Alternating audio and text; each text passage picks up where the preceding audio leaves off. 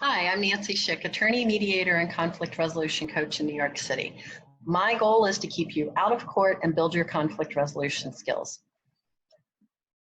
So how do I do that? One of the ways is to teach you things about how your brain works, right? So one of the things I like to tell people regularly is your brain plays tricks on you.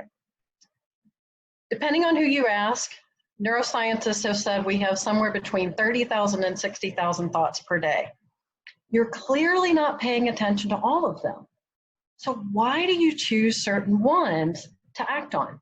And one of the things that we're finding, and I see it a lot when I'm dealing with clients that get into conflicts that lead possibly down the road to court, it's that we're doing things that justify what we really want to do.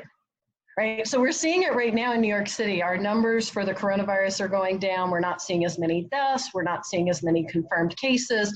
It's beautiful outside.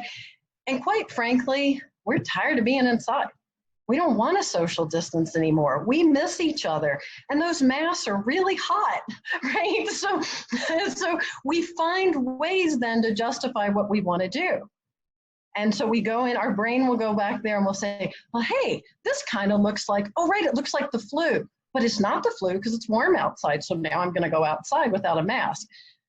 Bottom line is your brain isn't always telling you the truth. It's not always making great decisions for you. So I'm not here to debate whether or not you should wear a mask. I'm going to defer to the CDC and OSHA and all the extra experts out there that are telling us you make your own decision there. But what I want you to get is that you have to be very careful how you manage your mind, and you can manage it so that it works more effectively for you and creates the results you want in your life. So how do you do that? The first thing you've got to do is you got to manage what goes in. Just like you manage what goes into your body, you need to manage what goes into your mind.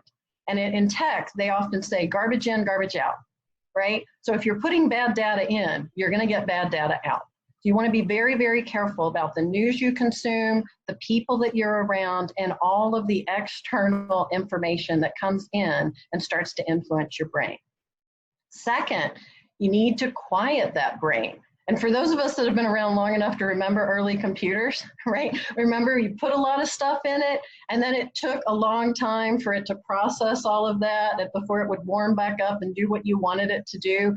Well, our brains aren't running the processors that are in our computers and our cell phones these days, right? We're slower than that. So you just need to have time to quiet your mind so that it's running as effectively as it can. And that means getting enough sleep. Maybe it's meditating, taking walks without any headset in, no podcast, no music, just the sound of nothingness or the birds, or even if you're here in New York City, the occasional taxi. It's okay to just listen to that. And third, if you need help, then get it, right? It's absolutely okay to reach out. I've written a book about some of the neuroscience that goes on behind conflict. I have a course that follows the book. And of course, if you need one-on-one coaching, please reach out. In the meantime, please keep listening with your third ear for those hurts that you can heal, including your own.